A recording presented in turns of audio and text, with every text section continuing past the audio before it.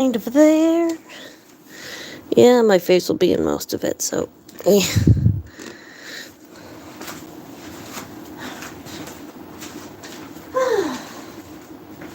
Good evening, everybody. And a couple of cats to get a second coat on, so we'll be doing that tonight. And, yeah. Alright, so what colors am I gonna need? I'm gonna need some Sherlock Holmes, I think, first. I have different camera angle.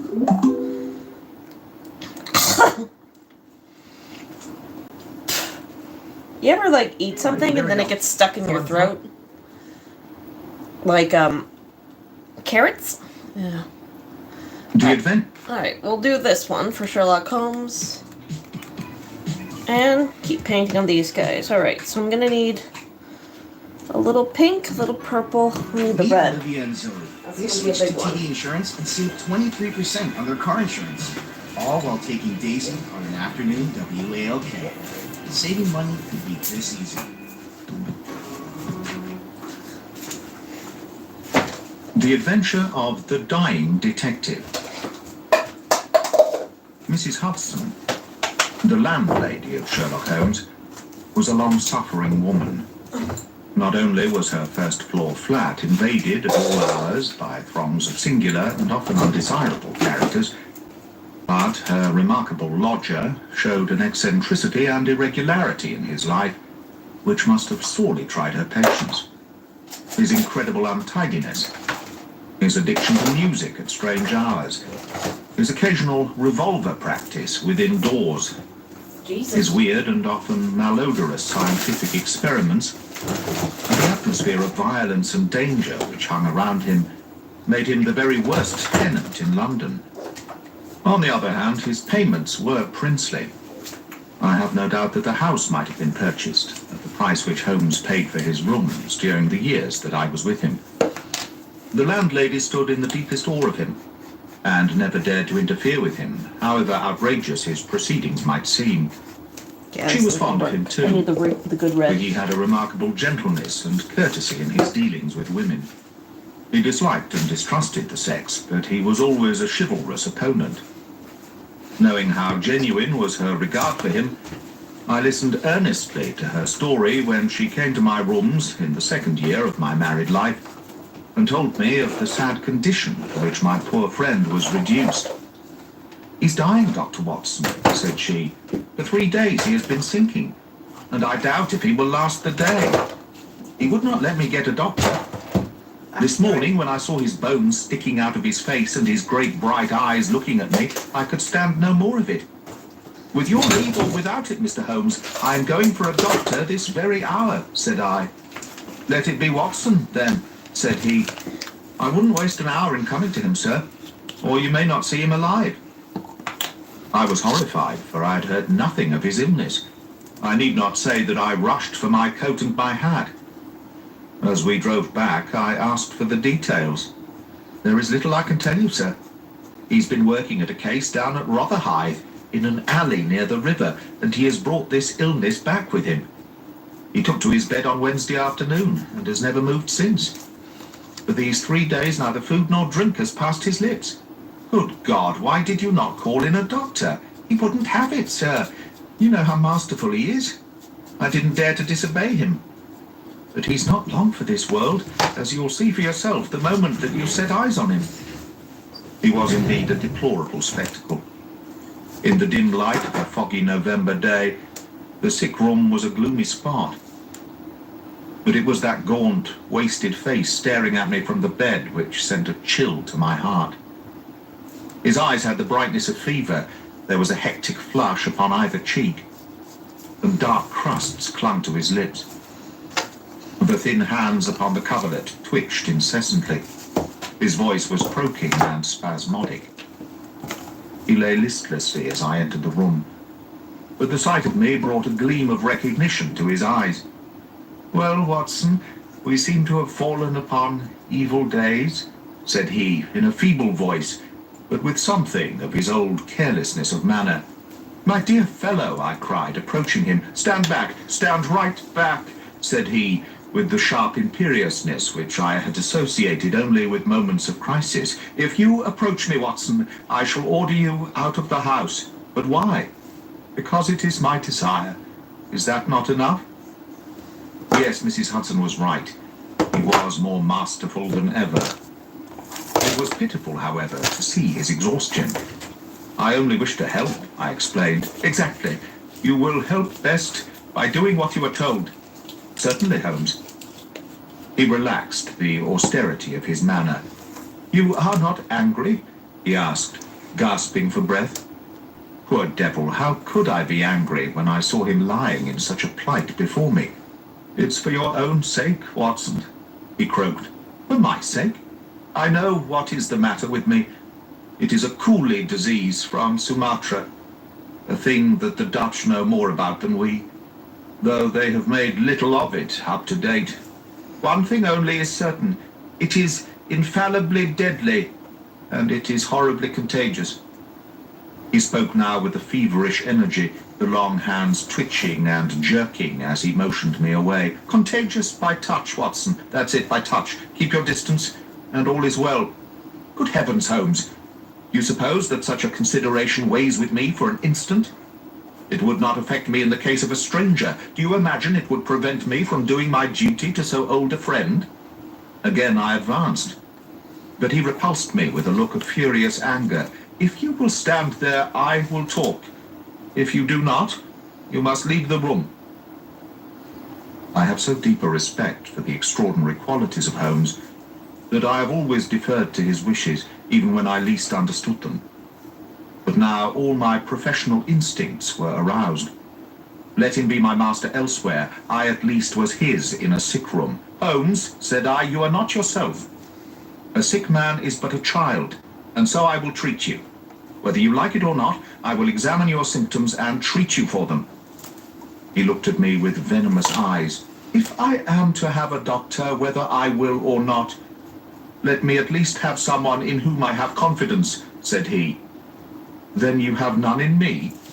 "In your friendship, certainly, but facts are facts, Watson, and after all, you are only a general practitioner with very limited experience and limited qualifications. It is painful to have to say these things, but you leave me no choice." I was bitterly hurt. Imagine, "Such a jackass. remark is unworthy of you, Holmes. It shows me very clearly the state of your own nerves. But if you have no confidence in me, I would not intrude my services. Let me bring Sir Jasper Meek or Penrose Fisher, or any of the best men in London. But someone you must have, and that is final. If you think that I'm going to stand here and see you die without either helping you myself or bringing anyone else to help you, then you have mistaken your man." "You mean well, Watson," said the sick man, with something between a sob and a groan. "Shall I demonstrate your own ignorance? What do you know, pray, of Tapanuli fever? What do you know of the Black Formosa corruption?" "I have never heard of either." "There are many problems of disease, many strange pathological possibilities in the East, Watson." He paused after each sentence to collect his failing strength. "I have learned so much during some recent researches which have a medico-criminal aspect. It was in the course of them that I contracted this complaint. You can do nothing. Possibly not. But I happen to know that Dr. Ainstree, the greatest living authority upon tropical disease, is now in London. All remonstrance is useless, Holmes. I'm going this instant to fetch him." I turned resolutely to the door. Never have I had such a shock. In an instant, with a tiger spring, the dying man had intercepted me. I heard the sharp snap of a twisted key. The next moment he had staggered back to his bed, exhausted and panting after his one tremendous outflame of energy. "You won't take the key from me by force, Watson. I've got you, my friend. Here you are, and here you will stay until I will otherwise. But I'll humour you." All this in little gasps, with terrible struggles for breath between. "You've only my own good at heart. Of course I know that very well. You shall have your way, but give me time to get my strength. Not now, Watson, not now. It's 4 o'clock. At 6, you can go. This is insanity, Holmes. Only 2 hours, Watson. I promise you will go at 6. Are you content to wait? I seem to have no choice. None in the world, Watson. Thank you. I need no help in arranging the clothes. You will please keep your distance. Now, Watson, there is one other condition that I would make. You will seek help, not from the man you mention, but from the one that I choose. By all means. The first 3 sensible words that you have uttered since you entered this room, Watson. You will find some books over there. I am somewhat exhausted. I wonder how a battery feels when it pours electricity into a non-conductor. At 6, Watson, we resume our conversation. But it was destined to be resumed long before that hour, and in circumstances which gave me a shock, hardly second to that caused by his spring to the door. I had stood for some minutes looking at the silent figure in the bed. His face was almost covered by the clothes, and he appeared to be asleep. Then, unable to settle down to reading, I walked slowly round the room, examining the pictures of celebrated criminals with which every wall was adorned. Finally, in my aimless perambulation, I came to the mantelpiece. A litter of pipes, tobacco pouches, syringes, penknives, revolver cartridges, and other debris was scattered over it. In the midst of these was a small black and white ivory box with a sliding lid. It was a neat little thing, and I had stretched out my hand to examine it more closely when it was a dreadful cry that he gave, a yell which might have been heard down the street. My skin went cold and my hair bristled at that horrible scream. As I turned, I caught a glimpse of a convulsed face and frantic eyes. I stood paralyzed, with the little box in my hand. Put it down, Watson, down this instant. Watson, this instant, I say. His head sank back upon the pillow, and he gave a deep sigh of relief as I replaced the box upon the mantelpiece. I hate to have my things touched, Watson. You know that I hate it. You fidget me beyond endurance. You, a doctor, you are enough to drive a patient into an asylum. Sit down, man, and let me have my rest. The incident left a most unpleasant impression upon my mind. The violent and causeless excitement, followed by this brutality of speech, so far removed from his usual suavity, ADHD, showed me how deep was the disorganization of his mind. Of all ruins, that of a noble mind is the most deplorable. I sat in silent dejection until the stipulated time had passed. He seemed to have been watching the clock as well as I, for it was hardly 6 before he began to talk with the same feverish animation as before. Now, Watson, said he, have you any change in your pocket? Yes. Any silver? A good deal. How many half-crowns? I have 5. Ah, too few. How very unfortunate, Watson. However, such as they are, you can put them in your watch pocket, and all the rest of your money in your left trouser pocket. Thank you. It will balance you so much better like that. This was raving insanity. He shuddered, and again made a sound between a cough and a sob. You will now light the gas, Watson, but you will be very careful that not for one instant shall it be more than half on. I implore you to be careful, Watson. Thank you, that is excellent. No, you need not draw the blind. Now you will have the kindness to place some letters and papers upon this table within my reach. Thank you. Now some of that litter from the mantelpiece. Excellent, Watson. There is a sugar tongs there. Kindly raise that small ivory box with its assistance. Place it here among the papers. Good. You can now go and fetch Mr. Culverton Smith of 13 Lower Burke Street.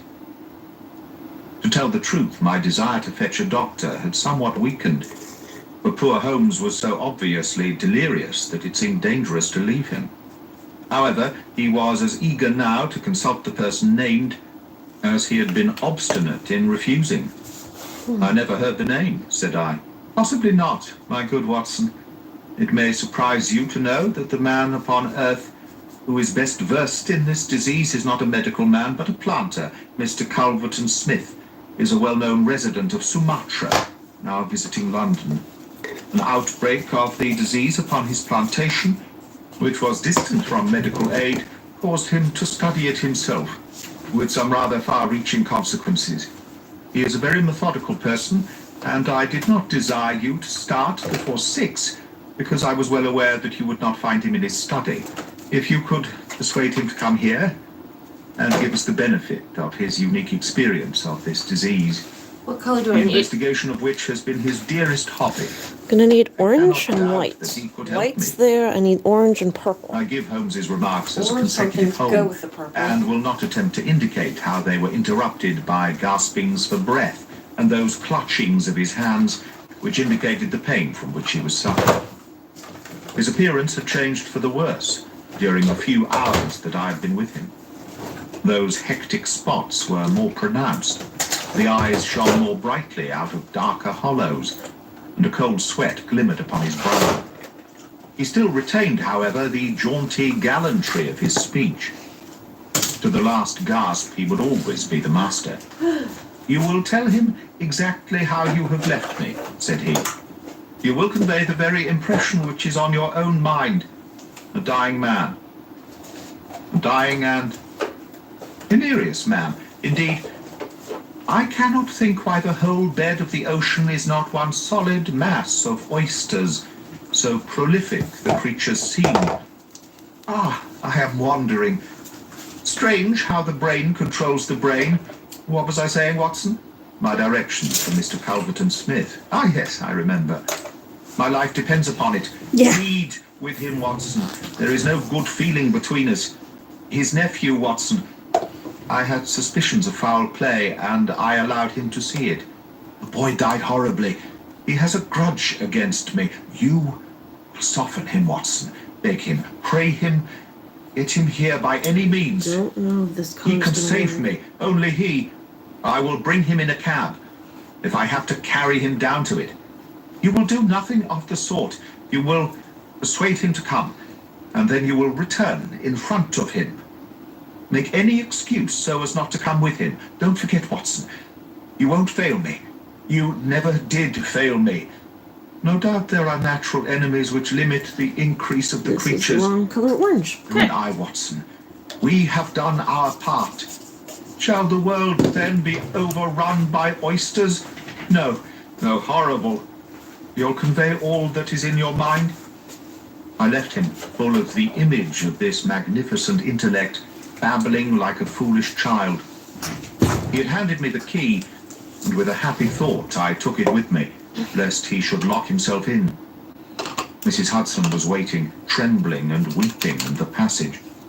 Behind me, as I passed from the flat, I heard Holmes's high, thin voice in some delirious That chant. matches. Below, as I stood whistling for a cab, a man came on me through the fog. "How is Mr. Holmes, sir?" he asked. It was an old acquaintance, Inspector Morton of Scotland Yard, dressed in unofficial tweeds. "He is very ill," I answered. He looked at me in a most singular fashion. Had it not been too fiendish, I could have imagined that the gleam of the fanlight showed exultation in his face. "I heard some rumour of it," said he. The cab had driven up and I left him. Lower Burke Street proved to be a line of fine houses, lying in the vague borderland between Notting Hill and Kensington. The particular one at which my cabman pulled up had an air of smug and demure respectability in its old-fashioned iron railings, its massive folding door, and its shining brasswork. All was in keeping with a solemn butler who appeared framed in the pink radiance of a tinted electric light behind him. "Yes, Mr. Calverton Smith is in. Dr. Watson. Very good, sir. I will take up your card." My humble name and title did not appear to impress Mr. Calverton Smith. Through the half-open door I heard a high, petulant, penetrating voice. "Who is this person? What does he want? Dear me, Staples, how often have I said that I am not to be disturbed in my hours of study?" There came a gentle flow of soothing explanation from the butler. "Well, I won't see him, Staples. I can't have my work interrupted like this. I'm not at home. Say so. Tell him to come in the morning, if he really must see me." Again the gentle murmur. Well, give him that message. He can come in the morning, or he can stay away. My work must not be hindered. I thought of Holmes tossing upon his bed of sickness and counting the minutes, perhaps, until I should bring help to him. It was not a time to stand upon ceremony. His life depended upon my promptness. Before the apologetic butler had delivered his message, I had pushed past him and was in the room. With a shrill cry of anger, a man rose from a reclining chair beside the fire. I saw a great yellow face, coarse-grained and greasy, with heavy double chin and two sullen, menacing grey eyes which glared at me from under tufted and sandy brows. A high bald head and a small velvet smoking cap poised coquettishly upon one side of its pink curve. The skull was of enormous capacity, and yet, as I looked down, I saw to my amazement that the figure of the man was small and frail, twisted in the shoulders and back, like one who has suffered from rickets in his childhood. "What's this?" he cried in a high, screaming voice. "What is the meaning of this intrusion? Didn't I send you word that I would see you tomorrow morning?" "I'm sorry," said I, "but the matter cannot be delayed. Mr. Sherlock Holmes." The mention of my friend's name had an extraordinary effect upon the little man. The look of anger passed in an instant from his face. His features became tense and alert. "Have you come from Holmes?" he asked. "I have just left him." "What about Holmes? How is he?" "He is desperately ill. That is why I have come." The man motioned me to a chair and turned to resume his own. As he did so, I caught a glimpse of his face in the mirror over the mantelpiece. I could have sworn that it was set in a malicious and abominable smile. Yet I persuaded myself that it must have been some nervous contraction which I had surprised, for he turned to me an instant later with genuine concern upon his features. "I am sorry to hear this," said he. "I only know Mr. Holmes through some business dealings which we have had, but I have every respect for his talents and his character. He is an amateur of crime, as I am of disease. For him the villain, for me the microbe. There are my prisons," he continued, pointing to a row of bottles and jars which stood upon a side table. "Among those gelatin cultivations, some of the very worst offenders in the world are now doing time." "It was on account of your special knowledge that Mr. Holmes desired to see you. He has a high opinion of you, and thought that you were the one man in London who could help him." The little man started, and the jaunty smoking cap slid to the floor. "Why?" he asked. "Why should Mr. Holmes think that I could help him in his trouble?" "Because of your knowledge of Eastern diseases. But why should he think that this disease which he has contracted is Eastern?" "Because, in some professional inquiry, he has been working among Chinese sailors down in the docks." Mr. Culverton Smith smiled pleasantly and picked up his smoking cap. "Oh, that's it, is it?" said he.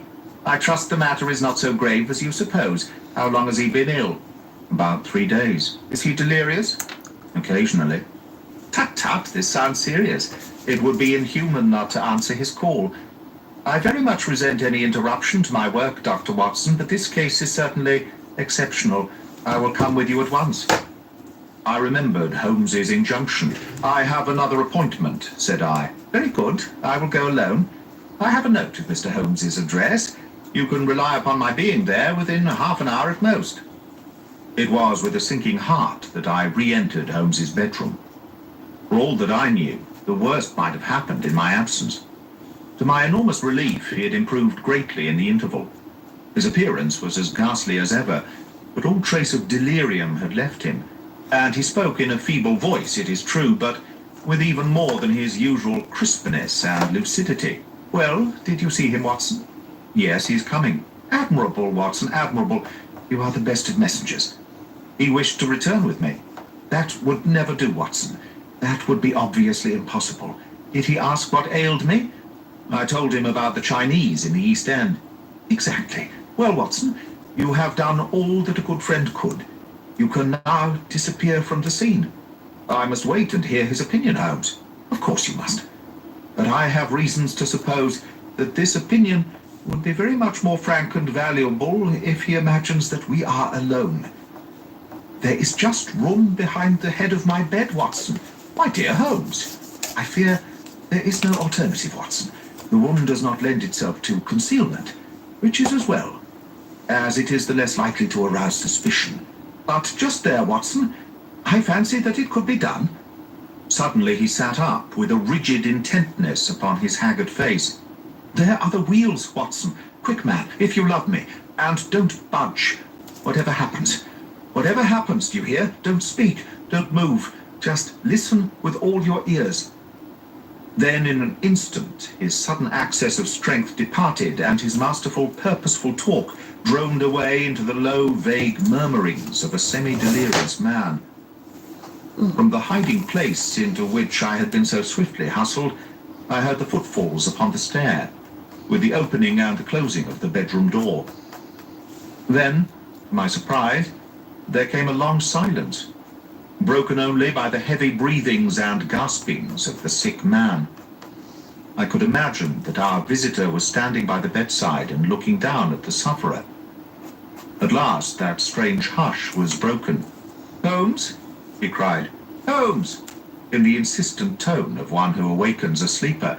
"Can't you hear me, Holmes?" There was a rustling, as if he had shaken the sick man roughly by the shoulder. "Is that you, Mr. Smith?" Holmes whispered. "I hardly dared hope that you would come." The other laughed. "I should imagine not," he said. "And yet, you see, I am here. Coals of fire, Holmes, coals of fire. It is very good of you, very noble of you. I appreciate your special knowledge." Our visitor sniggered. "You do. You are, fortunately, the only man in London who does. You know what is the matter with you?" "The same," said Holmes. "Ah, you recognize the symptoms only too well. Well, I shouldn't be surprised, Holmes. I shouldn't be surprised if it were the same. A bad lookout for you, if it is. Poor Victor was a dead man on the 4th day, strong, hearty young fellow. It was certainly, as you said, very surprising that he should have contracted an out-of-the-way Asiatic disease in the heart of London. The disease, too, of which I had made such a very special study. Singular coincidence, Holmes. Very smart of you to notice it, but rather uncharitable to suggest that it was cause and effect. I knew that you did it." "Oh, you did you? Well, you couldn't prove it anyhow. But what do you think of yourself, spreading reports about me like that, and then crawling to me for help the moment you're in trouble? What sort of a game is that, eh?" I heard the rasping, labored breathing of the sick man. "Give me the water," he gasped. "You're precious near your end, my friend. But I don't want you to go till I have had a word with you. That's why I give you water. There, don't slop it about. That's right. Can you understand what I say?" Holmes groaned. "Do what you can for me. Let bygones be bygones," he whispered. "I'll put the words out of my head. I swear I will. Only cure me, and I'll forget it." "Forget what?" "Well, about Victor Savage's death. You as good as admitted it just now that you had done it. I'll forget it." "You can forget it or remember it, just as you like. I don't see you in the witness box. Quite another shaped box, my good Holmes, I assure you. It matters nothing to me that you should know how my nephew died. It's not him we are talking about. It's you. Yes. The fellow who came for me, I've forgotten his name, said that you contracted it down in the East End among the sailors. I could only account for it so. You are proud of your brains, Holmes, are you not? Think yourself smart, don't you? You came across someone who was smarter this time. Now cast your mind back, Holmes. Can you think of no other way you could have got this thing?" "I can't think. My mind is gone. For heaven's sake, help me." "Yes, I will help you. I'll help you to understand just where you are and how you got there. I'd like you to know, before you die.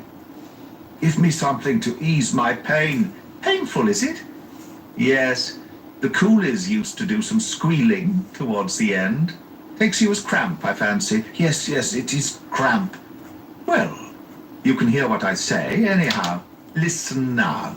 Can you remember any unusual incident in your life just about the time your symptoms began? No, nothing. Think again. I'm too ill to think. Well then, I'll help you. Did anything come by post? By post? A box by chance? I'm fainting. I'm gone. Listen, Holmes. There was a sound as if he was shaking the dying man, and it was all that I could do to hold myself quiet in my hiding place. You must hear me. You shall hear me. Do you remember a box? An ivory box? It came on Wednesday. You opened it. Do you remember? Yes, I opened it. There was a sharp spring inside it. Some joke. It was no joke, as you will find to your cost. You fool. You would have it, and you have got it. Who asked you to cross my path? If you had left me alone, I would not have hurt you. I remember, Holmes gasped. The spring. It drew blood. This box on the table. The very one, by George. And it may as well leave the room in my pocket. There goes your last shred of evidence. But you have the truth now, Holmes, and you can die with the knowledge that I killed you. You knew too much of the fate of Victor Savage, so I have sent you to share it. You are very near your end, Holmes. I will sit here, and I will watch you die. Holmes's voice had shrunk to an almost inaudible whisper. What is that? Said Smith. Turn up the gas? Ah, the shadows begin to fall, do they? Yes, I will turn it up. That I may see you the better. He crossed the room and the lights suddenly brightened. Is there any other little service that I can do you, my friend? A match and a cigarette. I nearly called out in my joy and my amazement. He was speaking in his natural voice. A little weak, perhaps, but the very voice I knew. There was a long pause, and I felt that Culverton Smith was standing in silent amazement, looking down at his companion. What's the meaning of this? I heard him say at last, in a dry, rasping tone. The best way of successfully acting a part is to be it, said Holmes. I give you my word that for 3 days I have tasted neither food nor drink, until you were good enough to pour me out that glass of water. But it is the tobacco which I find most irksome. Ah, here are some cigarettes. I heard the striking of a match. That is very much better. Hello, do I hear the step of a friend? There were footfalls outside. The door opened, and Inspector Morton appeared. All is in order, and this is your man, said Holmes. The officer gave the usual cautions. I arrest you on the charge of the murder of one Victor Savage, he concluded. And you might add of the attempted murder of one Sherlock Holmes, remarked my friend with a chuckle. To save an invalid trouble, Inspector, Mr. Culverton Smith was good enough to give our signal by turning up the gas. By the way, the prisoner has a small box in the right-hand pocket of his coat, which it would be as well to remove. Thank you. I would handle it gingerly if I were you. Put it down here. It may play its part in the trial. There was a sudden rush and a scuffle, followed by the clash of iron and a cry of pain. You'll only get yourself hurt, said the inspector. Stand still, will you? There was the click of the closing handcuffs. A nice trap, cried the high, snarling voice. It will bring you into the dock, Holmes, not me. He asked me to come here to cure him. I was sorry for him, and I came. Now he will pretend, no doubt, that I have said anything which he may invent, which will corroborate his insane suspicions. You can lie as you like, Holmes. My word is always as good as yours. Good heavens, cried Holmes. I had totally forgotten him. My dear Watson, I owe you 1,000 apologies. Think that I should have overlooked you. I need not introduce you to Mr. Culverton Smith, since I understand that you met somewhat earlier in the evening. Have you the cab below? I will follow you when I am dressed, for I may be of some use at the station. I never needed it more, said Holmes, as he refreshed himself with a glass of claret and some biscuits in the intervals of his toilet. However, as you know, my habits are irregular, and such a feat means less to me than to most men.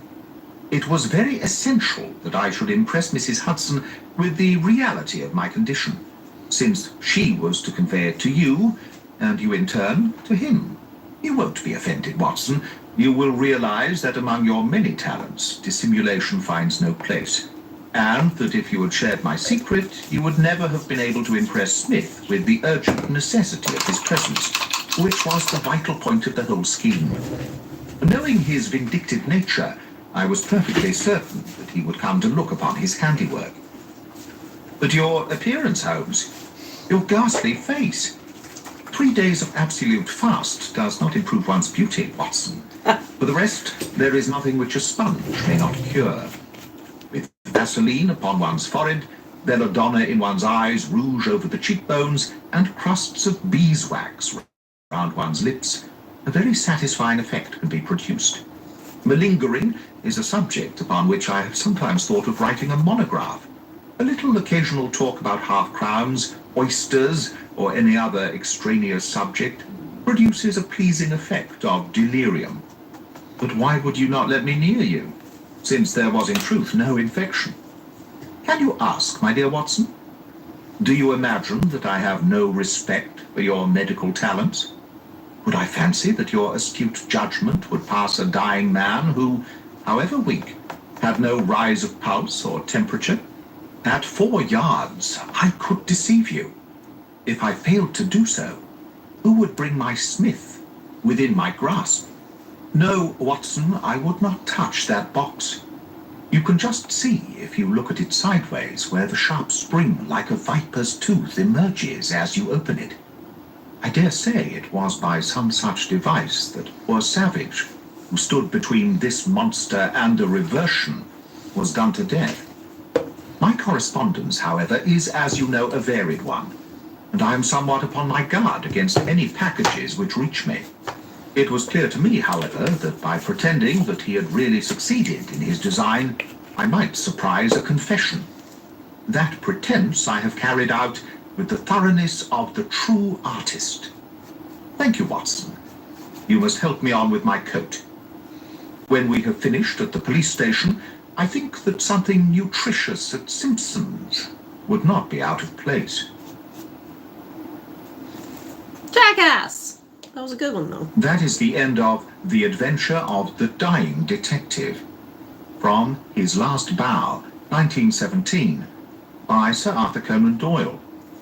Read by Greg Wagland for Magpie Audio.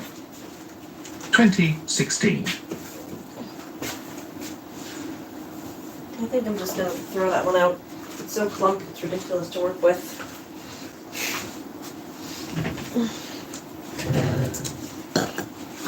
The Silver Blaze. Thank your skin with Nivea 5-in-1 Complete Care. Give your skin all it deserves. Yeah, it's much smoother. Come on!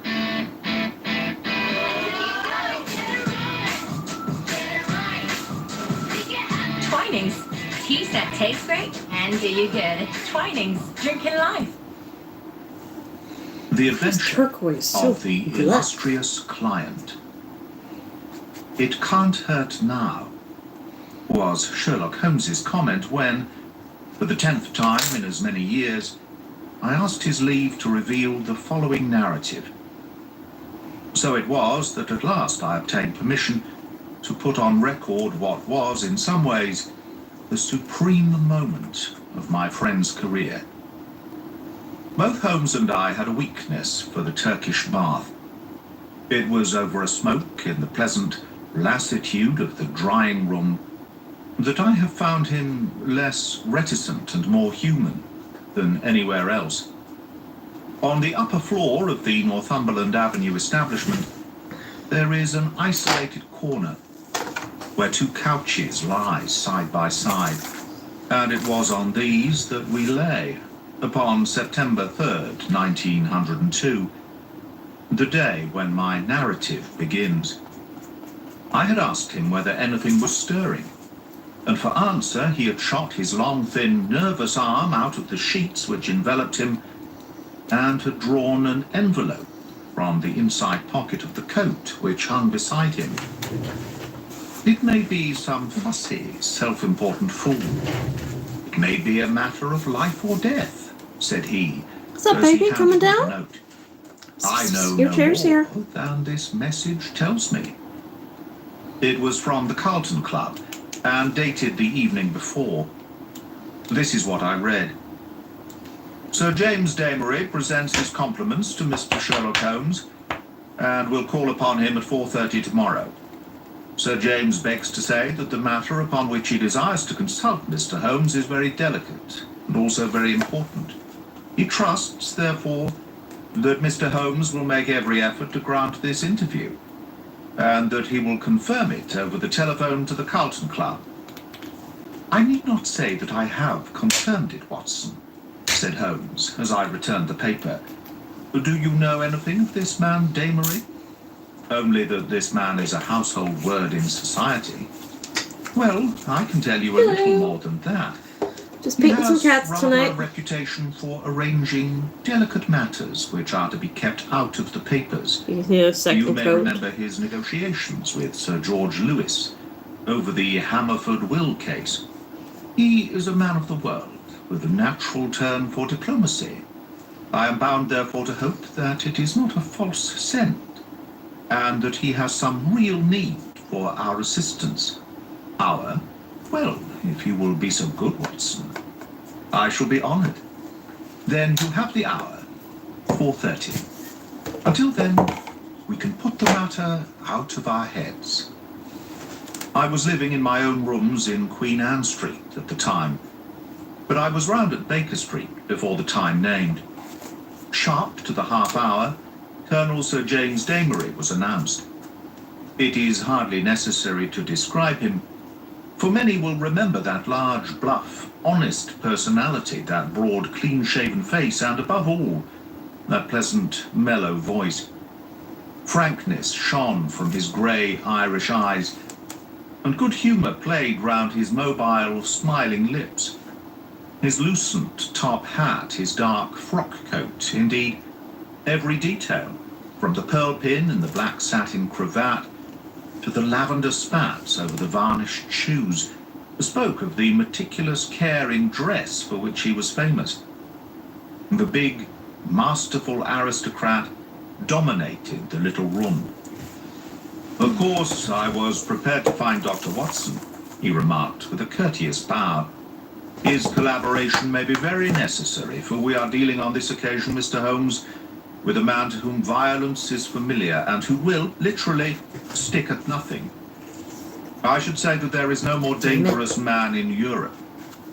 I have had several opponents to whom that flattering term has been applied, said Holmes with a smile.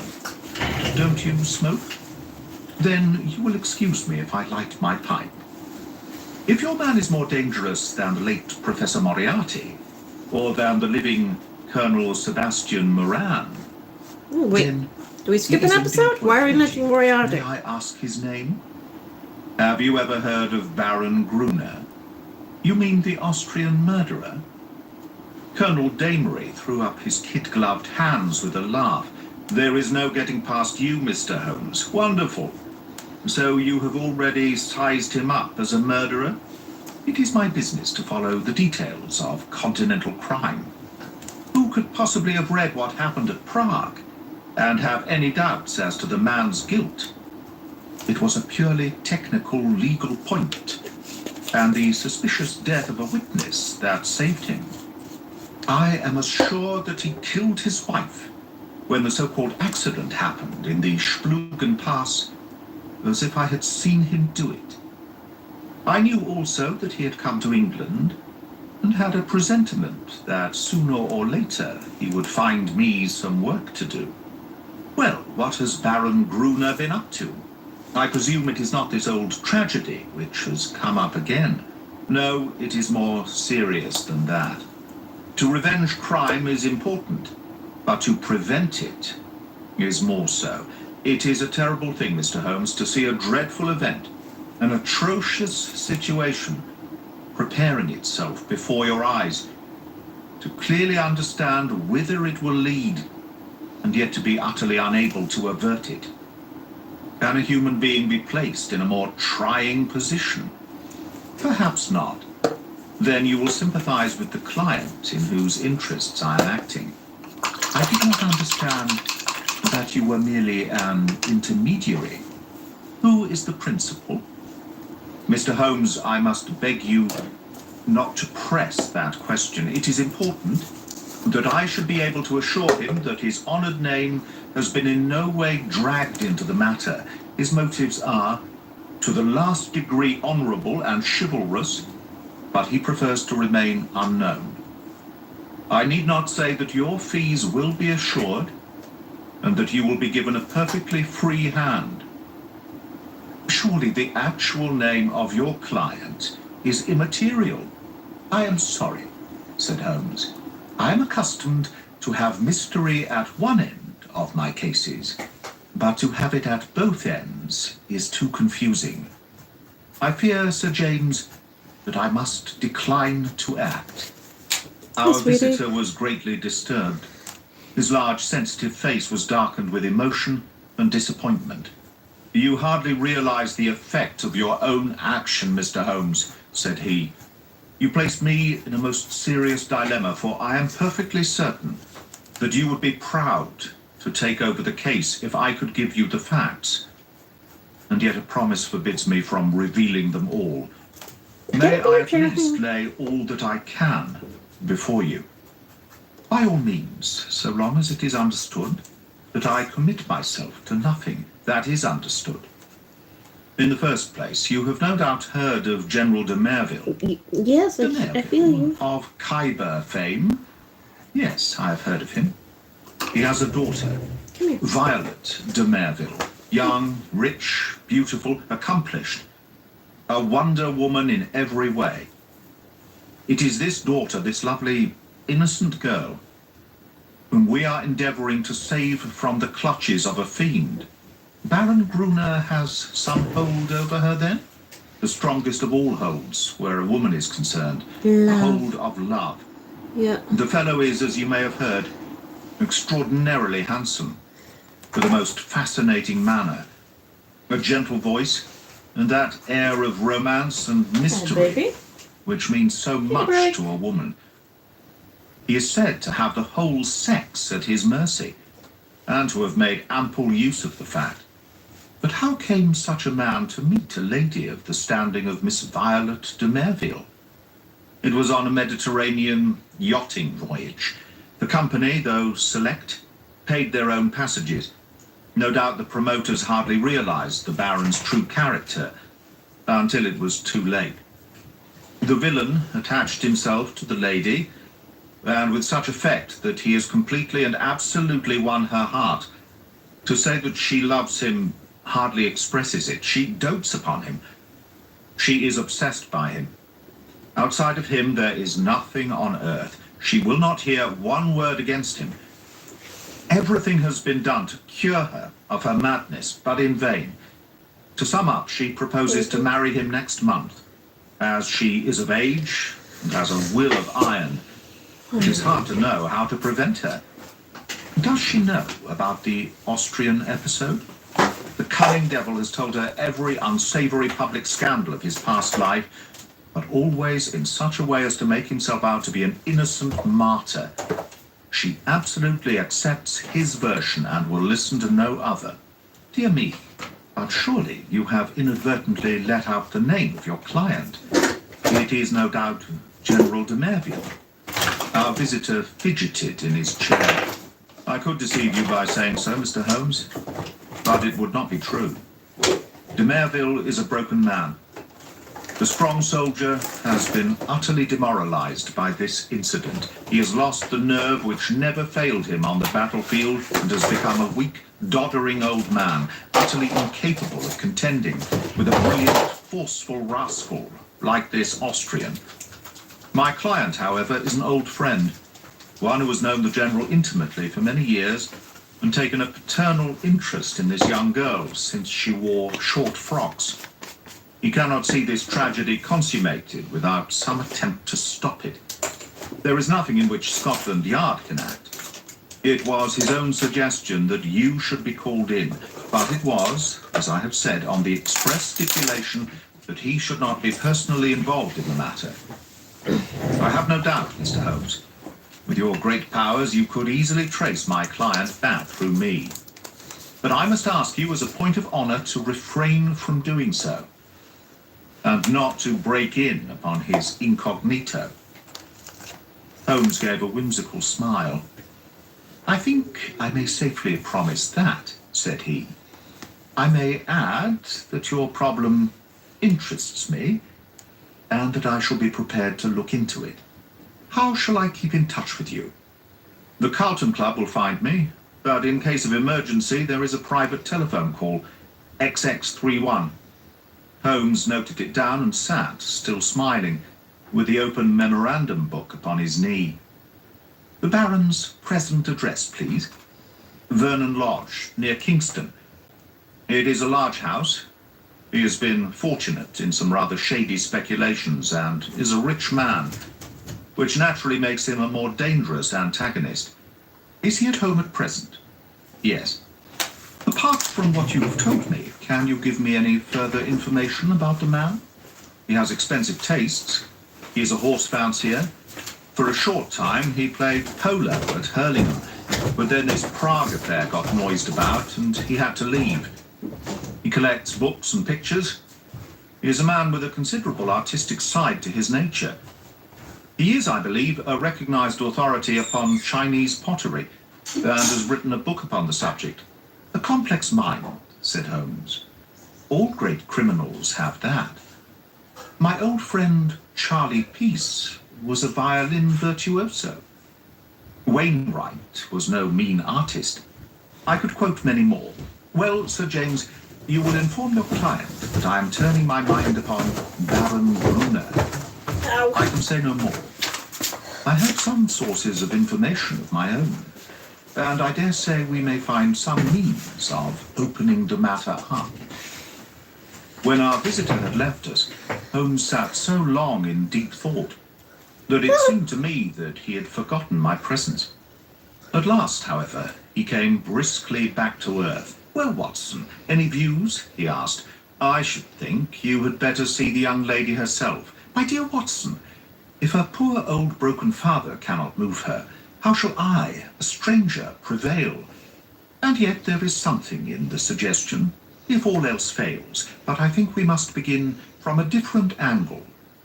I rather fancy that Shinwell Johnson might be a help. I have not had occasion to mention Shinwell Johnson in these memoirs, because I have seldom drawn my cases from the latter phases of my friend's career. During the first years of the century, he became a valuable assistant.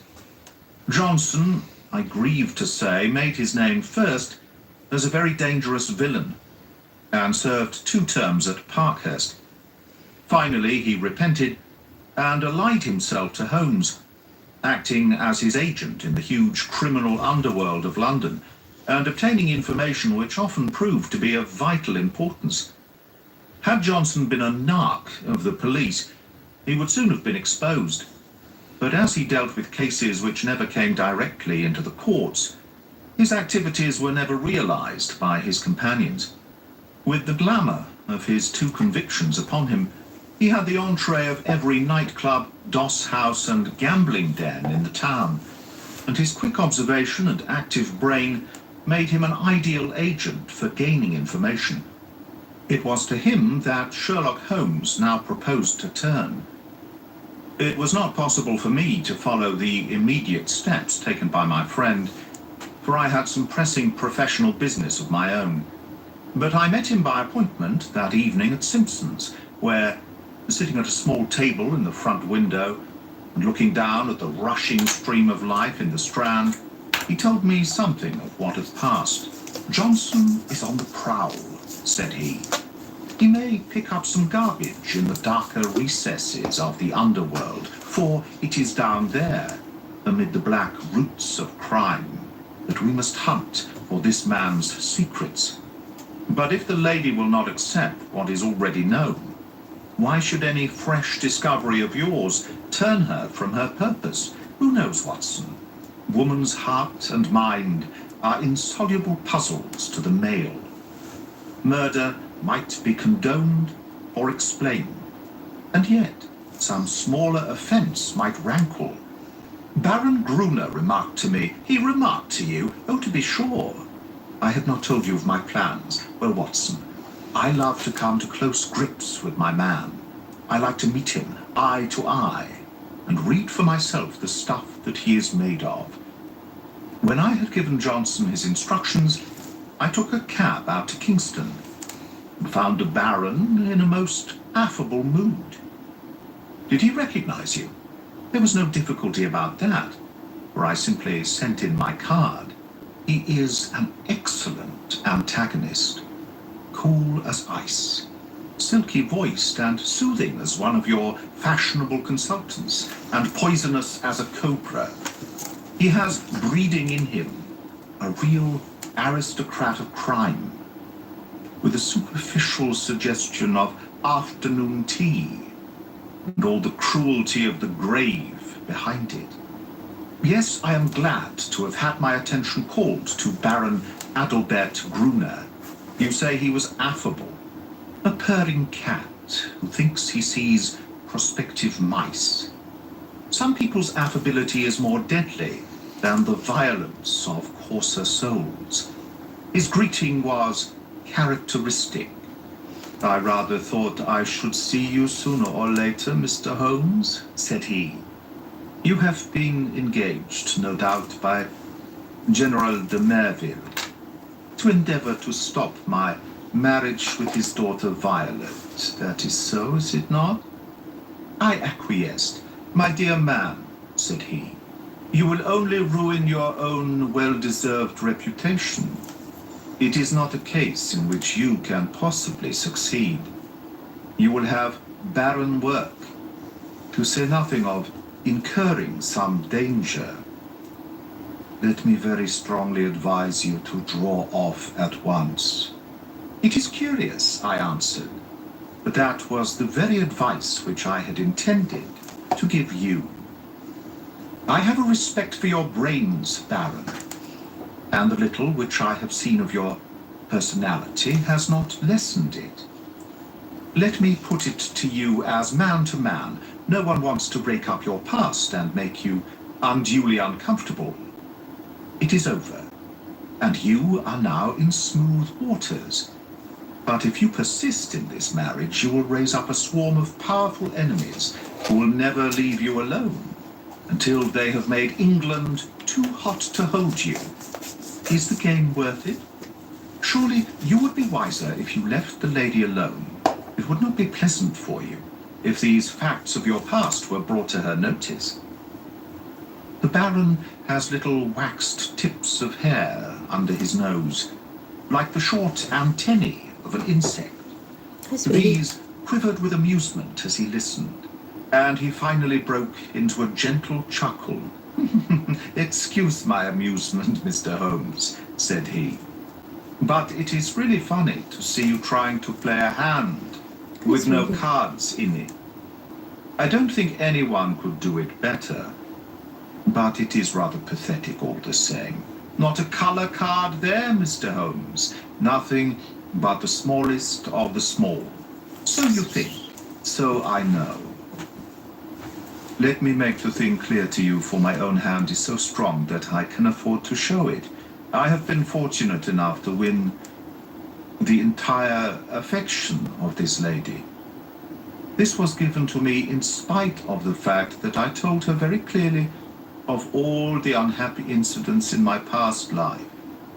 I also told her that certain wicked and designing persons, I hope you recognize yourself, would come to her and tell her these things. And I warned her how to treat them. You have heard of post-hypnotic suggestion, Mr. Holmes? Well, you will see how it works. For a man of personality can use hypnotism without any vulgar passes or tomfoolery. So she is ready for you, and I have no doubt would give you an appointment, for she is quite amenable to her father's will, save only in the one little matter. Well, Watson, there seemed to be no more to say. So I took my leave with as much cold dignity as I could summon. But as I had my hand on the door handle, he stopped me. By the way, Mr. Holmes, said he, did you know Lebrun, the French agent? Yes, said I. Do you know what befell him? No, I do. I heard that he was beaten by some Apaches in the Montmartre district and crippled for life. Quite true, Mr. Holmes. By a curious coincidence, he had been inquiring into my affairs only a week before. Don't do it, Mr. Holmes. It's not a lucky thing to do. Several have found that out. My last word to you is, go your own way and let me go mine. Goodbye. So there you are, Watson. You are up to date now. The fellow seems dangerous, mighty dangerous. I disregard the blusterer, but this is the sort of man who says rather less than he means. Must you interfere? Does it really matter if he marries the girl? Considering that he undoubtedly murdered his last wife, I should say it mattered very much. Besides, the client. Well, we need not discuss that. When you have finished your coffee, you had best come home with me, for the blithe Shinwell will be there with his report. We found him, sure enough, a huge, coarse, red-faced, scorbutic man Come here. with a pair of vivid black eyes, Don't let your which were have a the nap. only external sign of the very cunning mind within. It seems that he had dived down into what was peculiarly his kingdom, and beside him on the settee was a brand which he had brought up in the shape of a slim, flame-like young woman with a pale, intense face, youthful, and yet so worn with sin and sorrow Oh my God. that one read the terrible years Come here. which had left their leprous mark upon her. This is Miss Kitty Winter, said Shinwell Johnson, waving his fat hand as an introduction. Or she don't know. Well, there, she'll speak for herself. Put my hand right on her, Mr. Holmes, within an hour of your message. I'm easy to find, said the young woman. Hell, London. Guess me every time. Same address for Porky Shinwell. We're old mates, Porky, you and I. But by cripes, there is another who ought to be down in a lower hell than we, if there was any justice in the world. That is the man you are after, Mr. Holmes. Holmes smiled. I gather we have your good wishes, Miss Winter. If I can help to put him where he belongs, I'm yours to the rattle, said our visitor with fierce energy. There was an intensity of hatred in her white-set face and her blazing eyes, such as woman seldom and man never can attain. You needn't go into my past, Mr. Holmes. That's neither here nor there. But what I am, Adalbert Gruner made me. If I could pull him down. She clutched frantically with her hands into the air. Oh, if I could only pull him into the pit where he has pushed so many. You know how the matter stands. Porky Shinwell has been telling me he's after some other poor fool and wants to marry her this time. You want to stop it? Well, surely you know enough about this devil to prevent any decent girl in her senses wanting to be in the same parish with him. She is not in her senses. She is madly in love. She has been told all about him. She cares nothing. Told about the murder? Yes. My lord, she must have a nerve. She puts them all down as slanders. Couldn't you lay proofs before her silly eyes? Well, can you help us do so? Ain't I a proof myself? If I stood before her and told her how he used me? Would you do this? Would I? Would I not? Well, it might be worth trying. But he has told her most of his sins and had pardon from her, and I understand she will not reopen the question. I'll lay he didn't tell her all, said Miss Winter. I caught a glimpse of one or two murders besides the one that made such a fuss. He would speak of someone in his velvet way and then look at me with a steady eye and say, he died within a month. It wasn't hot air either. But I took little notice, you see. I loved him myself at that time. Whatever he did went with me. Same as with this poor fool. There was just one thing that shook me. Yes, by cripes, if it had not been for his poisonous lying tongue that explains and soothes, I'd have left him that very night. It's a book he has. A brown leather book with a lock and his arms in gold on the outside. I think he was a bit drunk that night, or he would not have shown it to me. What was it then? I tell you, Mr. Holmes, this man collects women and takes a pride in his collection, as some men collect moths or butterflies. He had it all in that book. Snapshot photographs, names, details, everything about them. It was a beastly book. A book no man, even if he had come from the gutter, could have put together. But it was Adalbert Gruner's book all the same. Souls I have ruined. He could have put that on the outside if he had been so minded. However, that's neither here nor there, for the book would not serve you, and if it would, you can't get it. Where is it? How can I tell you where it is now? It's more than a year since I left him. I know where he kept it then. He's a precise, tidy cat of a man in many of his ways. So maybe it is still in the pigeonhole of the old bureau in the inner study. Do you know his house? I've been in the study, said Holmes. Have you, though? You haven't been slow on the job, if you only started out this morning. Maybe dear Adalbert has met his match this time. The outer study is the one with the Chinese crockery in it. Big glass cupboard between the windows. Then, behind his desk is the door that leads to the inner study. A small room where he keeps papers and things. Is he not afraid of burglars? Adalbert is no coward. His worst enemy couldn't say that of him. He can look after himself. There's a burglar alarm at night. Besides, what is there for a burglar unless they got away with all this fancy crockery? No good, said Shinwell Johnson, with the decided voice of the expert. No fence wants stuff of that sort that you can neither melt nor sell. Quite so, said Holmes. Well now, Miss Winter, if you would call here tomorrow evening at 5, I would consider in the meanwhile whether your suggestion of seeing this lady personally may not be arranged. I am exceedingly obliged to you for your cooperation. I need not say that my clients will consider liberally. None of that, Mr. Holmes, cried the young woman. I'm not out for money. Let me see this man in the mud. And I've got all I've worked for. In the mud. With my foot on his cursed face. That's my price.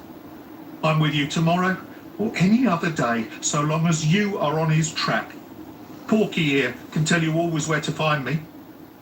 I did not see Holmes again until the following evening, when we dined once more at our Strand restaurant. He shrugged his shoulders when I asked him what luck he had had in his interview. Then he told the story, which I would repeat in this way. His hard, dry statement needs some little editing to soften it into the terms of real life. There was no difficulty at all about the appointment, said Holmes, for the girl glories in showing abject filial obedience in all secondary things, in an attempt to atone for her flagrant breach of it in her engagement. The General phoned that all was ready, and the fiery Miss W. turned up according to schedule, so that at 5:30 a cab deposited us outside 104 Berkeley Square, where the old soldier resides. One of those awful grey London castles which would make a church seem frivolous. A footman showed us into a great yellow-curtained drawing-room, and there was the lady awaiting us, demure, pale, self-contained, as inflexible and remote as a snow image on a mountain. I don't quite know how to make her clear to you, Watson. Perhaps you may meet her before we are through, and you can use your own gift of words. She is beautiful, but with the ethereal otherworld beauty of some fanatic whose thoughts are set on high. I have seen such faces in the pictures of the old masters of the Middle Ages. How a beast man could have laid his vile paws upon such a being of the beyond, I cannot imagine. You may have noticed how extremes call to each other, the spiritual to the animal, the caveman to the angel. You never saw a worse case than this. She knew what we had come for, of course. That villain had lost no time in poisoning her mind against us. Miss Winter's advent rather amazed her, I think. But she waved us into our respective chairs like a reverend abbess, receiving two rather leprous mendicants. If your head is inclined to swell, my dear Watson, take a course of Miss Violet de Merville. Well, sir, said she in a voice like the wind from an iceberg, your name is familiar to me. You have called, as I understand, to malign my fiancé, Baron Gruner. It is only by my father's request that I see you at all, and I warn you in advance that anything you can say could not possibly have the slightest effect upon my mind. I was sorry for her, Watson. I thought of her for the moment as I would have thought of a daughter of my own. I am not often eloquent. I use my head, not my heart. But I really did plead with her, with all the warmth of words that I could find in my nature. I pictured to her the awful position of the woman who only wakes to a man's character after she is his wife, a woman who has to submit to be caressed by bloody hands and lecherous lips. I spared her nothing. The shame, the fear, the agony, the hopelessness of it all. All my hot words could not bring one tinge of colour to those ivory cheeks, or one gleam of emotion to those abstracted eyes. I thought of what the rascal had said about a post-hypnotic influence. One could really believe that she was living above the earth in some ecstatic dream. Yet there was nothing indefinite in her replies. I have listened to you with patience, Mr. Holmes, said she. The effect upon my mind is exactly as predicted. I am aware that Adelbert, that my fiancé, has had a stormy life, in which he has incurred bitter hatreds and most unjust aspersions. You are only the last of a series who have brought their slanders before me. Possibly you mean well, though I learn that you are a paid agent who would have been equally willing to act for the Baron as against him. But in any case, I wish you to understand once for all that I love him and that he loves me, and that the opinion of all the world is no more to me than the twitter of those birds outside the window. If his noble nature has ever for an instant fallen, it may be that I have been specially sent to raise it to its true and lofty level. I am not clear. Here she turned her eyes upon my companion, who this young lady may be. I was about to answer when the girl broke in like a whirlwind. If ever you saw flame and ice face to face, it was those two women. I'll tell you who I am, she cried, springing out of her chair, her mouth all twisted with passion. I am his last mistress. I am one of 100 that he has tempted and used and ruined and thrown into the refuse heap, as he will you also. Your refuse heap is more likely to be a grave, and maybe that's the best. I tell you, you foolish woman, if you marry this man, he'll be the death of you. It may be a broken heart, or it may be a broken neck, but he'll have you one way or the other. It's not out of love for you I'm speaking. I don't care a tinker's curse whether you live or die. It's out of hate for him, and to spite him, and to get back on him for what he did to me. But it's all the same, and you needn't look at me like that, my fine lady, for you may be lower than I am before you are through with it. I should prefer not to discuss such matters, said Mr. Merville coldly. Let me say once for all that I am aware of 3 passages in my fiancé's life in which he became entangled with designing women, and that I am assured of his hearty repentance for any evil that he may have done. 3 passages! Screamed my companion. You fool! You unutterable fool!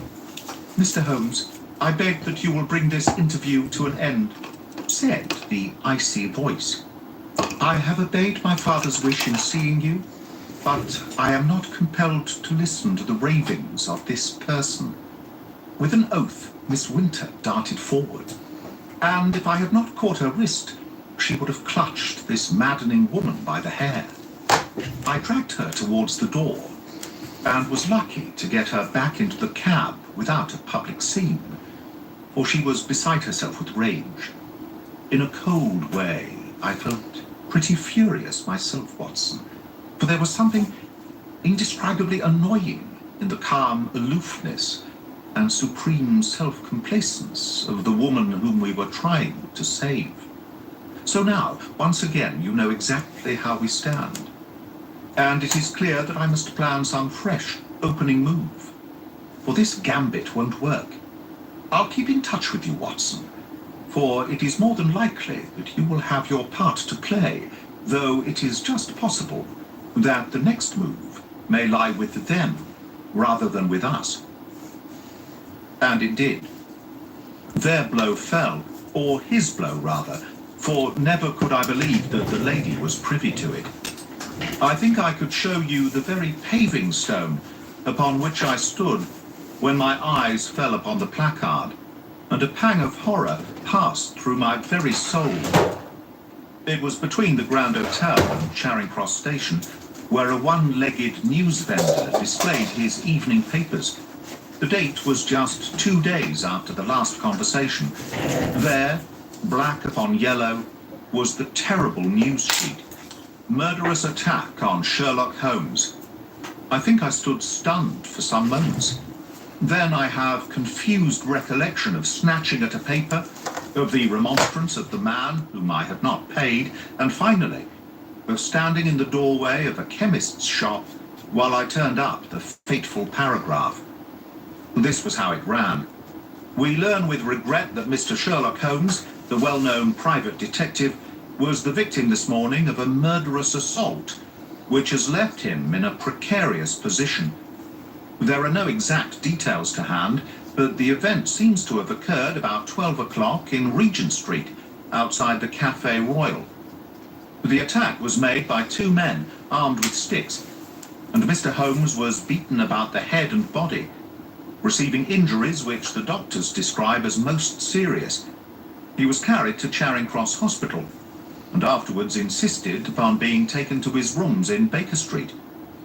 The miscreants who attacked him appear to have been respectably dressed men who escaped from the bystanders by passing through the Café Royal and out into Glasshouse Street behind it.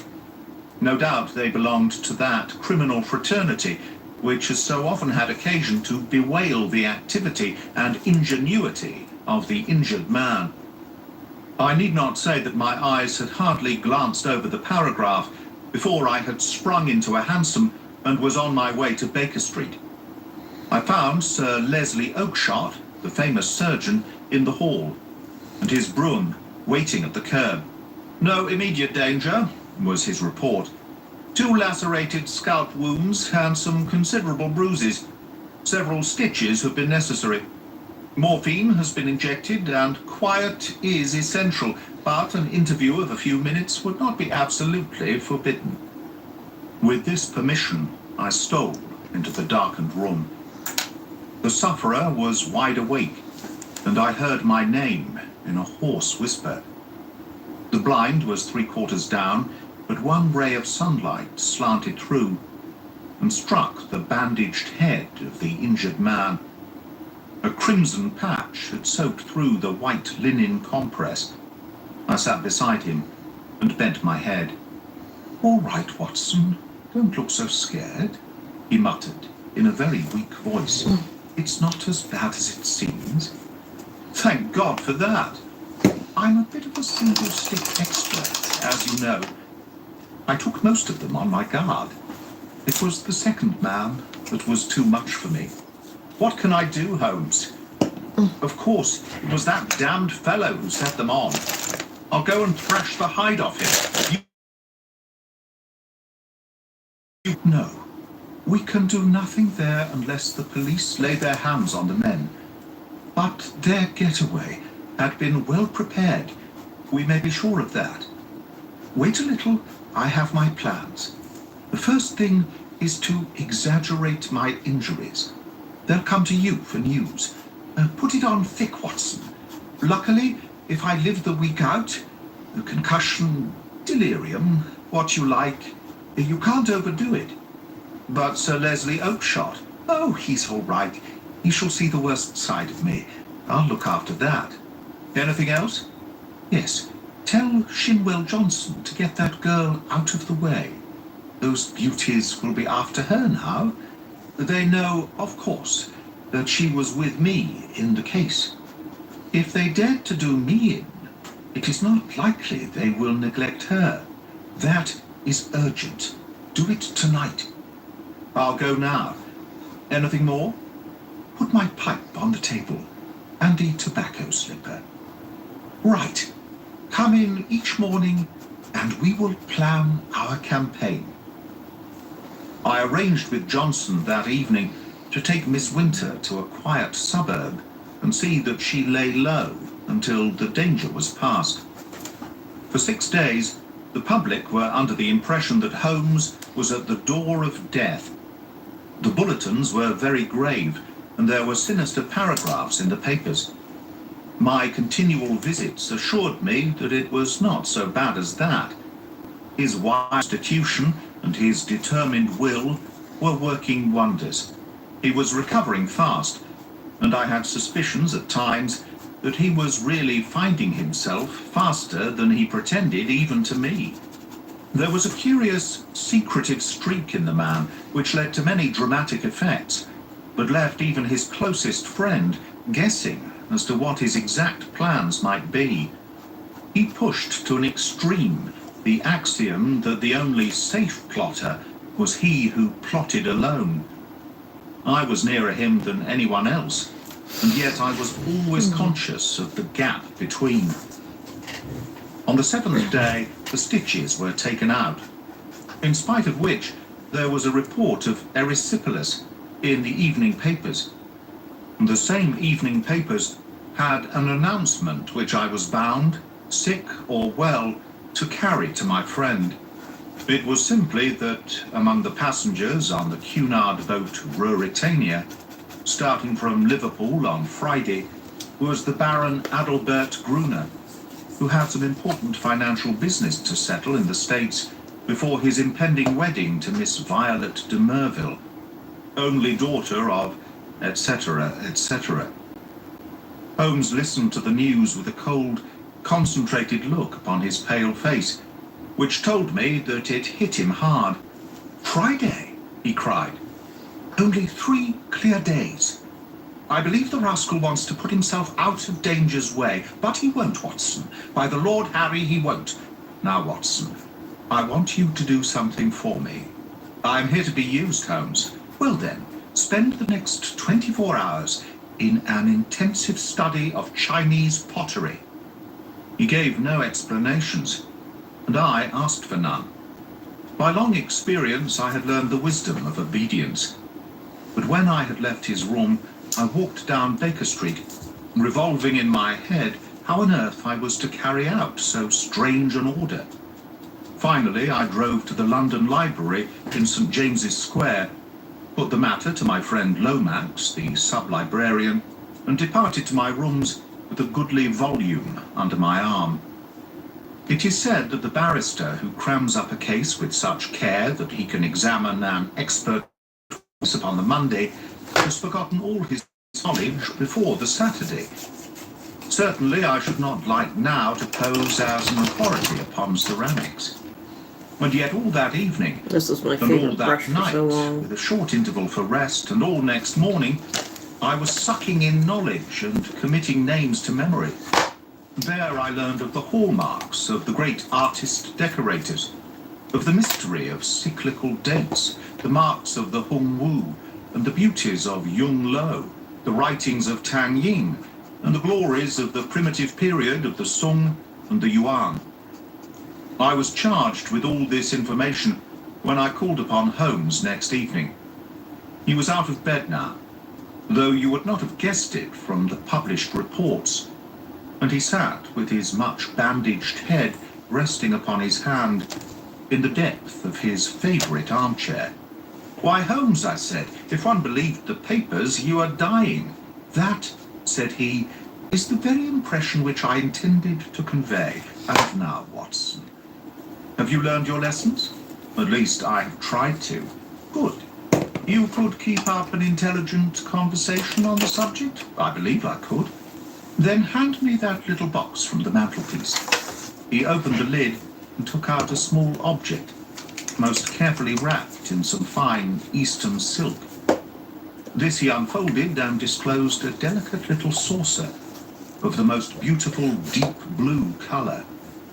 "It needs careful handling, Watson. This is the real eggshell pottery of the Ming dynasty. No finer piece ever passed through Christie's. A complete set of this would be worth a king's ransom. In fact, it is doubtful if there is a complete set outside the Imperial Palace of Peking. The sight of this would drive a real connoisseur wild. What am I to do with it?" Holmes handed me a card upon which was printed Dr. Hill Barton, 369 Half Moon Street. "That is your name for the evening, Watson. You will call upon Baron Brunner. I know something of his habits, and at 8:30 he will probably be disengaged. The note will tell him in advance that you are about to call, and you will say that you are bringing him a specimen of an absolutely unique set of Ming china. You may as well be a medical man, since that is a part which you can play without duplicity. You are a collector. This set has come your way. You have heard of the Baron's interest in the subject, and you are not averse to selling at a price. What price? Well asked, Watson. You would certainly fall down badly if you did not know the value of your own wares. This saucer was got for me by Sir James, and comes, I understand, from the collection of his client. You will not exaggerate if you say that it could hardly be matched in the world. I could perhaps suggest that the set should be valued by an expert. Excellent, Watson. You scintillate today. Suggest Christie or Sotheby. Your delicacy prevents your putting a price for yourself. But if he won't see me, oh yes, he will see you. He has the collection mania in its most acute form, and especially on this subject, on which he is an acknowledged authority. Sit down, Watson, and I will dictate the letter. No answer needed. You will merely say that you are coming, and why. It was an admirable document, short, courteous, and stimulating to the curiosity of the connoisseur. A district messenger was duly dispatched with it. On the same evening, with the precious saucer in my hand and the card of Dr. Hill Barton in my pocket, I set off on my own adventure. The beautiful house and grounds indicated that Baron Brunner was, as Sir James had said, a man of considerable wealth. A long, winding drive, with banks of rare shrubs on either side, out into a great gravelled square, adorned with statues. The place had been built by a South African gold king in the days of the great boom, and the long, low house, with the turrets at the corners, though an architectural nightmare, was imposing in its size and solidity. A butler, who would have adorned a bench of bishops, showed me in, and handed me over to a plush-clad footman, who ushered me into the Baron's presence. He was standing at the open front of a great case which stood between the windows, and which contained part of his Chinese collection. He turned as I entered, with a small brown vase in his hand. "Pray sit down, Doctor," said he. "I was looking over my own treasures and wondering whether I could really afford to add to them. This little Tang specimen, which dates from the 7th century, would probably interest you. I am sure you never saw finer workmanship or a richer glaze. Have you the Ming saucer with you, of which you spoke?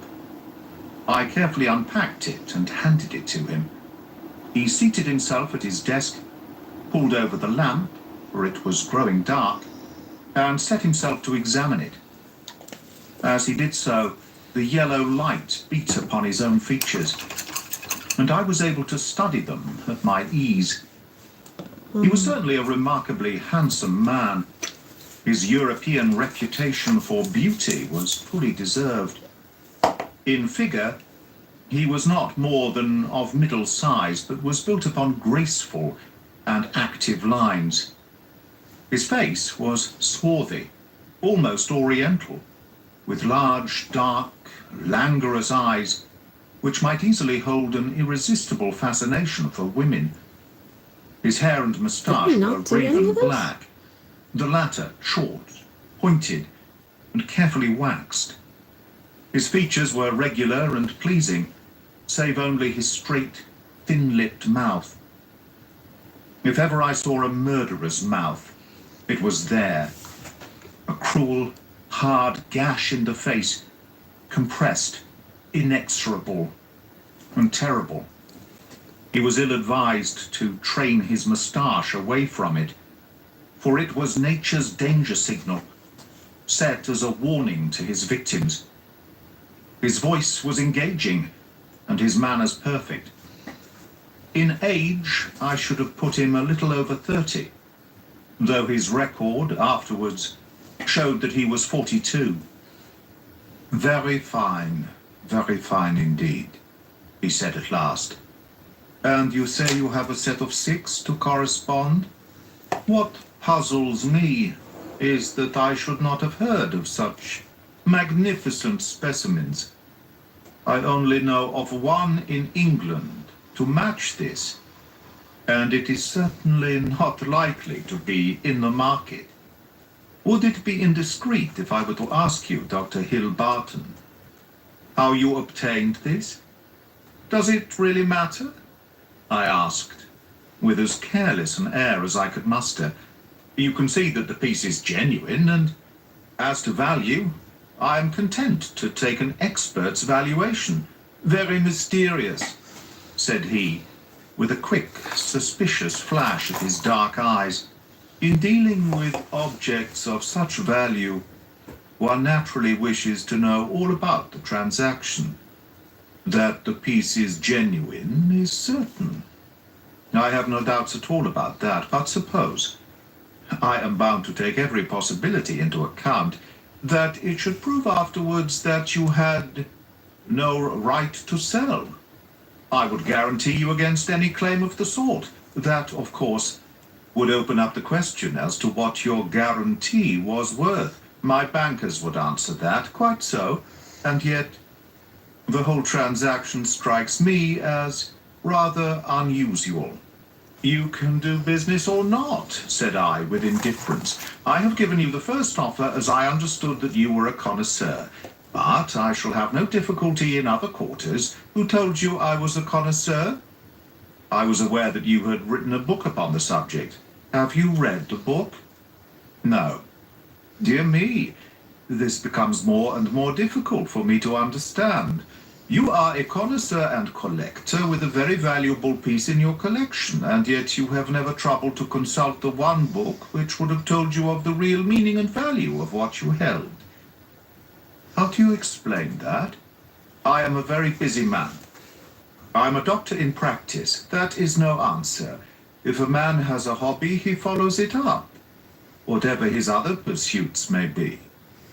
You said in your note that you were a connoisseur. So I am. Might I ask you a few questions to test you? I'm obliged to tell you, Doctor, if you are indeed a doctor, that the incident becomes more and more suspicious. I would ask you, what do you know of the Emperor Shomu? And how do you associate him with the Shoso Inn near Nara? Dear me, does that puzzle you? Tell me a little about the Northern Wei dynasty and its place in the history of ceramics. I sprang from my chair in simulated anger. This is intolerable, sir, said I. I came here to do you a favor, and not to be examined as if I were a schoolboy. My knowledge on these subjects may be second only to your own, but I certainly shall not answer questions which have been put in so offensive a way. He looked at me steadily. The languor had gone from his eyes. They suddenly glared. There was a gleam of teeth from between those cruel lips. What is the game? You are here as a spy. You are an emissary of Holmes. This is a trick that you are playing upon me. The fellow is dying, I hear, so he sends his tools to keep watch upon me. You've made your way in here without leave, and by God, you may find it harder to get out than to get in. He had sprung to his feet, and I stepped back, bracing myself for an attack, for the man was beside himself with rage. He may have suspected me from the first. Certainly this cross-examination had shown him the truth, but it was clear that I could not hope to deceive him. He dived his hand into a side drawer and rummaged furiously. Then something struck upon his ear, for he stood listening intently. "Ah!" he cried. "Ah!" and dashed into the room behind him. 2 steps took me to the open door, and my mind will ever carry a clear picture of the scene within. The window leading out to the garden was wide open. Beside it, looking like some terrible ghost, his head girt with bloody bandages, his face drawn and white, stood Sherlock Holmes. The next instant he was through the gap, and I heard the crash of his body among the laurel bushes outside. With a howl of rage, the master of the house rushed after him to the open window. And then it was done in an instant, and yet I clearly saw it. An arm, a woman's arm, shot out from among the leaves. At the same instant, the Baron uttered a horrible cry, a yell which will always ring in my memory. He clapped his 2 hands to his face and rushed round the room, beating his head horribly against the walls. Then he fell upon the carpet, rolling and writhing, while scream after scream resounded through the house. "Water! For God's sake, water!" was his cry. I seized a carafe from a side table and rushed to his aid. At the same moment, the butler and several footmen ran in from the hall. I remember that one of them fainted as I knelt by the injured man and turned that awful face to the light of the lamp. The vitriol was eating into it everywhere and dripping from the ears and the chin. One eye was already white and glazed. The other was red and inflamed. The features, which I had admired a few minutes before, were now like some beautiful painting over which the artist had passed a wet and foul sponge.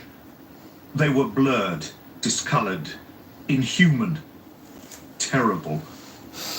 In a few words, I explained exactly what had occurred, so far as the vitriol attack was concerned. Some had climbed through the window, and others had rushed out onto the lawn, but it was dark, and it had begun to rain. Between his screams, the victim raged and raved against the avenger. "It was that hellcat, Kitty Winter," he cried. "Oh, the she-devil!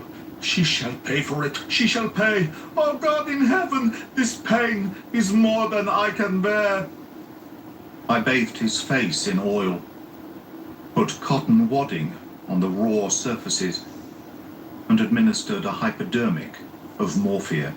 Good kitty. All suspicion of me had passed from his mind in the presence of this shock, and he clung to my hands as if I might have the power even yet to clear those dead fish eyes which gazed up at me.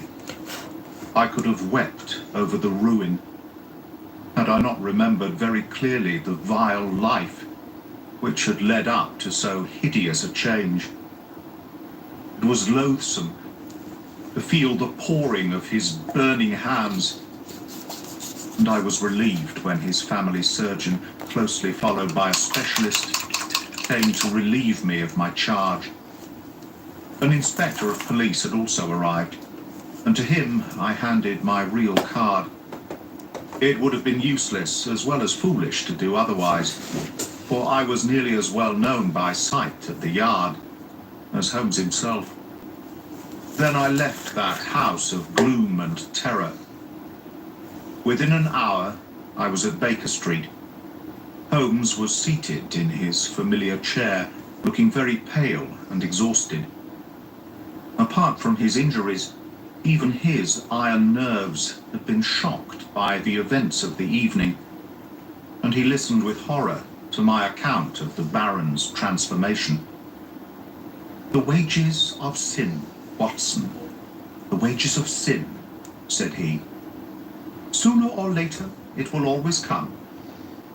God knows there was sin enough," he added, taking up a brown volume from the table. "Here is the book the woman talked of. If this will not break off the marriage, nothing ever could. But it will, Watson. It must. No self-respecting woman could stand it. It is his love diary, or his lust diary. Call it what you will. The moment the woman told us of it, I realized what a tremendous weapon was there, if we could but lay our hands on it. I said nothing at the time to indicate my thoughts, or this woman might have given it away. But I brooded over it. Then, this assault upon me gave me the chance of letting the Baron think that no precautions need be taken against me. That was all to the good. I would have waited a little longer, but his visit to America forced my hand. He would never have left so compromising a document behind him. Therefore, we had to act at once. Burglary at night is impossible. He takes precautions, but there was a chance in the evening. If I could only be sure that his attention was engaged, that was where you and your blue saucer came in. But I had to be sure of the position of the book. And I knew I had only a few minutes in which to act, for my time was limited by your knowledge of Chinese pottery. Therefore, I gathered the girl up at the last moment. How could I guess what the little packet was that she carried so carefully under her cloak? I thought she had come altogether on my business, but it seems she had some of her own. He guessed I came from you. I feared he would, but you held him in play just long enough for me to get the book, though not long enough for an unobserved escape. Ah, Sir James, I am very glad you have come. Our courtly friend had appeared in answer to a previous summons. He listened with the deepest attention of Holmes's account of what had occurred. "You have done wonders, wonders," he cried, when he had heard the narrative. "But if these injuries are as terrible as Dr. Watson describes, then surely our purpose of thwarting the marriage is sufficiently gained, without the use of this horrible book." Holmes shook his head. "Women of the de Merville type do not act like that. She would love him the more as a disfigured martyr. No, it is his moral side, not his physical, which we have to destroy. That book will bring her back to earth, and I know nothing else that could. It is in his own writing. She cannot get past it." Sir James carried away both it and the precious saucer. As I was myself overdue, I went down with him into the street. A brougham was waiting for him. He sprang in, gave a hurried order to the cockaded coachman, and drove swiftly away. He flung his overcoat half out of the window to cover the armorial bearings upon the panel. But I had seen them, in the glare of our fanlight, nonetheless. I gasped with surprise. Then I turned back and ascended the stair to Holmes's room. "I have found out who our client is," I cried, bursting with my great news. "Why, Holmes, it is a loyal friend and a chivalrous gentleman," said Holmes, holding up a restraining hand. "Let that now, and forever, be enough for us." I do not know how the incriminating book was used. Sir James may have managed it, or, it is more probable, that so delicate a task was entrusted to the young lady's father. The effect, at any rate, was all that could be desired. 3 days later, appeared a paragraph in the Morning Post to say that the marriage between Baron Adalbert Gruner and Miss Violet de Merville would not take place. The same paper had the first police court hearing of the proceedings against Miss Kitty Winter on the grave charge of vitriol throwing. Such extenuating circumstances came out in the trial that the sentence, as will be remembered, was the lowest that was possible for such an offence. Sherlock Holmes was threatened with a prosecution for burglary. But when an object is good and a client is sufficiently illustrious, even the rigid British law becomes human and elastic. My friend has not yet stood in the dock. That is the end of The Adventure of the Illustrious Client by Sir Arthur Conan Doyle. Read by Greg Wagland for Magpie Audio. 2020.